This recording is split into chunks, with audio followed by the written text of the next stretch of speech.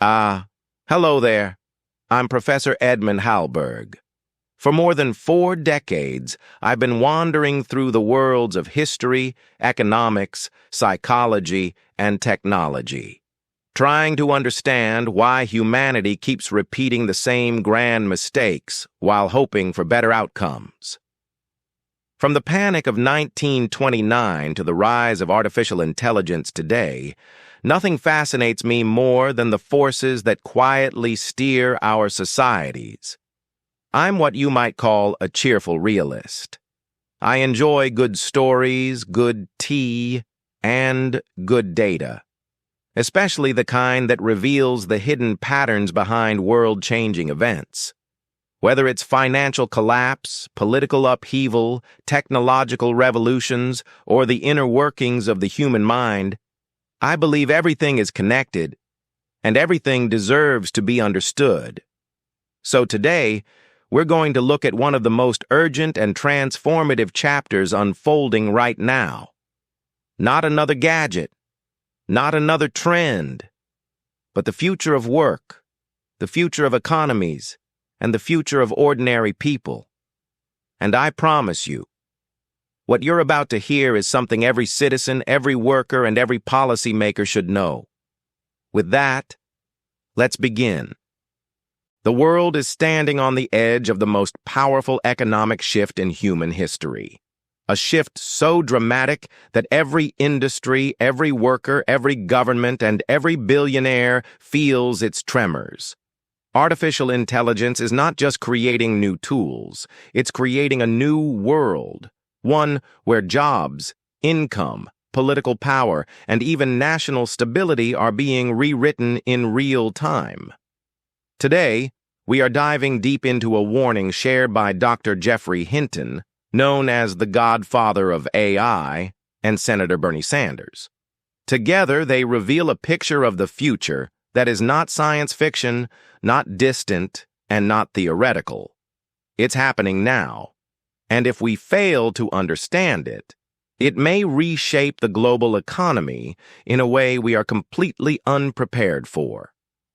Let's begin with the first key point: why artificial intelligence is fundamentally different from every previous technological revolution.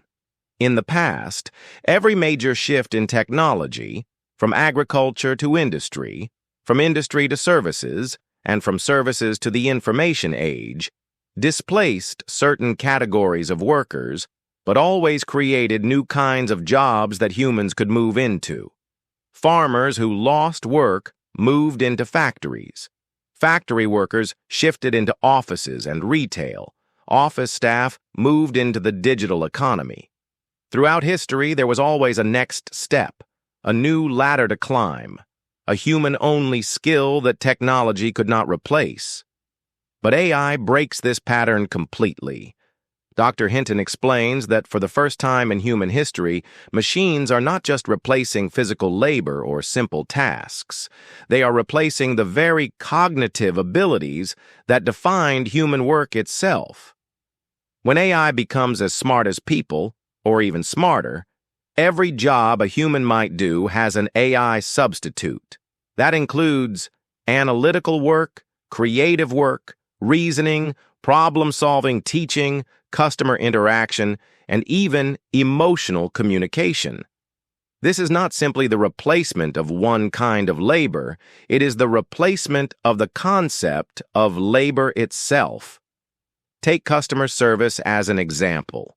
Millions of workers in call centers, support teams, and help desks around the world perform tasks that require communication, patience, and product knowledge. According to Hinton, AI is going to do these jobs much better. AI responds instantly. It never gets tired. It has access to every document, every manual, every customer record. It speaks multiple languages, and it can handle thousands of customers simultaneously. The worker who loses this job cannot simply move to the next job, because the next job, whether it's data entry, analysis, writing, coding, or tutoring, is also something AI is rapidly mastering. And here's the part no one wants to talk about: If AI takes the jobs people lose, and also takes the jobs people normally shift into, what happens to society? That single question sits at the center of everything that follows. Stay with me, because the answers are not comforting, and they're not far away. This leads us directly into the second major point: the motives of the billionaires investing hundreds of billions of dollars into AI. The interviewer asks whether people like Elon Musk, Jeff Bezos, Mark Zuckerberg, Larry Ellison, or Sam Altman are worried about the effects on working class and low-income people.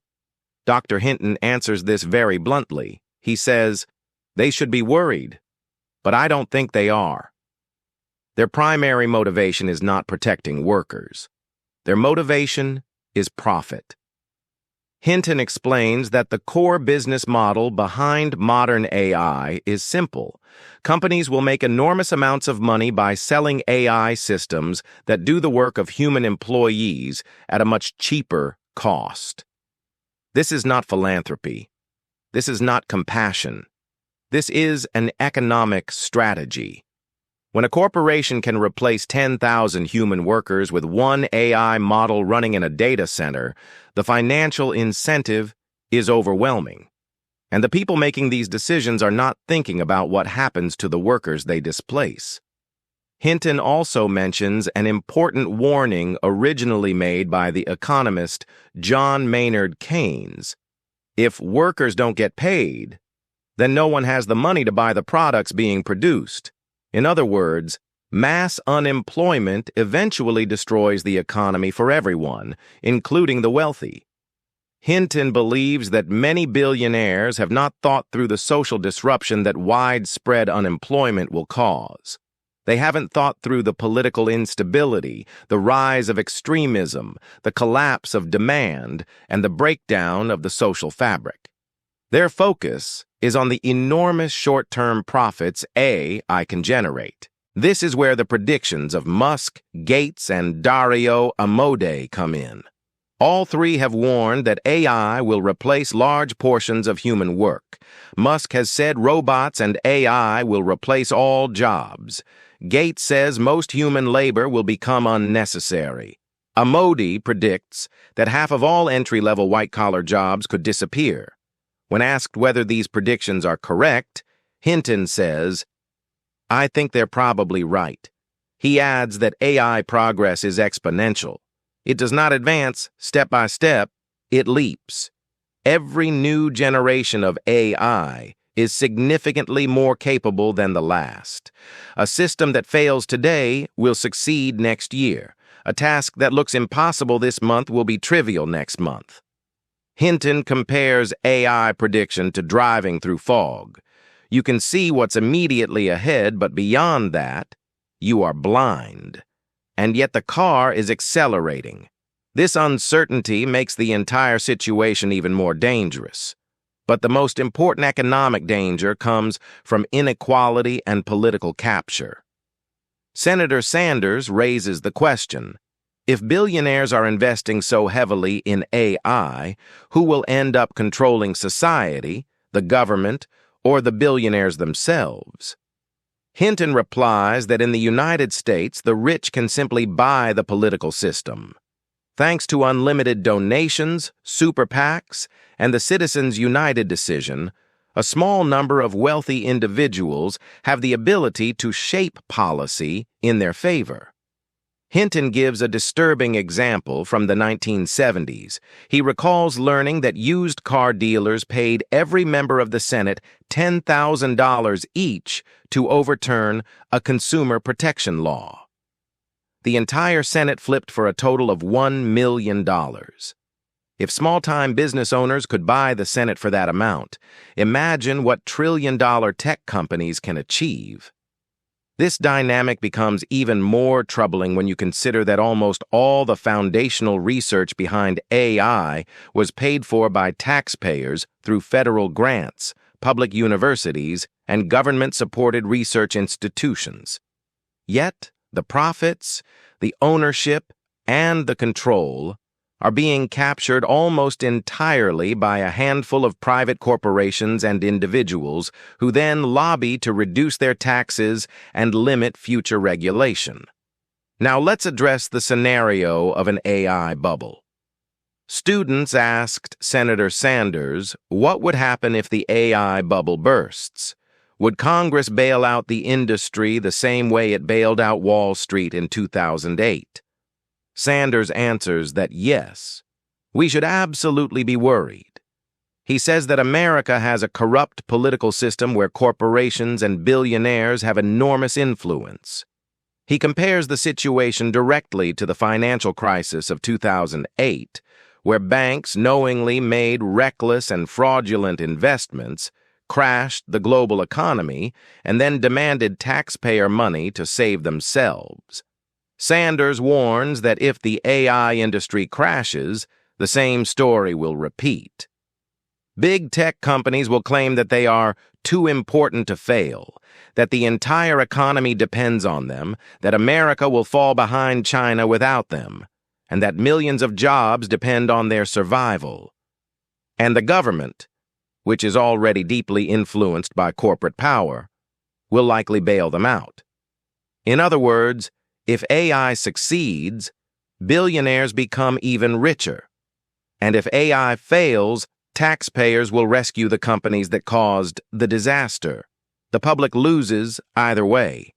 Putting all of this together, we get a clear economic sequence that Hinton and Sanders warn about. First, AI replaces a huge number of jobs across all sectors. Second, the profits go almost entirely to corporations and billionaires, while workers lose income and purchasing power. Third, inequality deepens, and political influence becomes even more concentrated among the wealthy. Fourth, as workers lose income, demand collapses, leading to social unrest and economic instability. Fifth, if the AI bubble bursts, the government steps in to protect the wealthy companies, not the displaced workers. Finally, ordinary people end up paying twice, once when they lose their jobs, and again when their tax money is used to save the companies that replace them. This is not a science fiction scenario.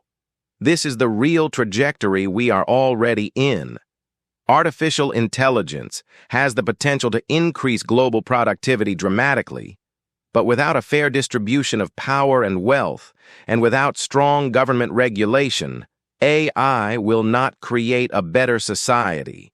It will create a more unequal, unstable, and economically fragile world. The message from Hinton and Sanders is clear. AI is not simply another tool. It is an economic force powerful enough to reshape societies, rewrite political systems, and redefine the meaning of work itself. If we treat AI like just another upgrade, we will sleepwalk into a future where prosperity belongs to a handful of corporations and instability belongs to everyone else. But if we understand the risks now and act with intelligence, fairness, and courage, we can still shape a future where AI benefits humanity instead of replacing it. In the next episode, we're going deeper into the most unsettling part of the discussion. What happens when AI becomes smarter than humans and begins developing its own goals? This is where the conversation shifts from economics to existential risk. And trust me, what Hinton reveals next is something the world is not ready for. Before we end, if you found this explanation valuable, make sure you subscribe and turn on notifications because the next part of this series digs even deeper. We're going to look at the question everyone is afraid to ask. What happens when AI becomes smarter than humans and starts acting on its own goals? If you don't want to miss that critical discussion, hit the like button, share this video, and join us for the next chapter. Your support helps this content reach more people who need to understand what's coming.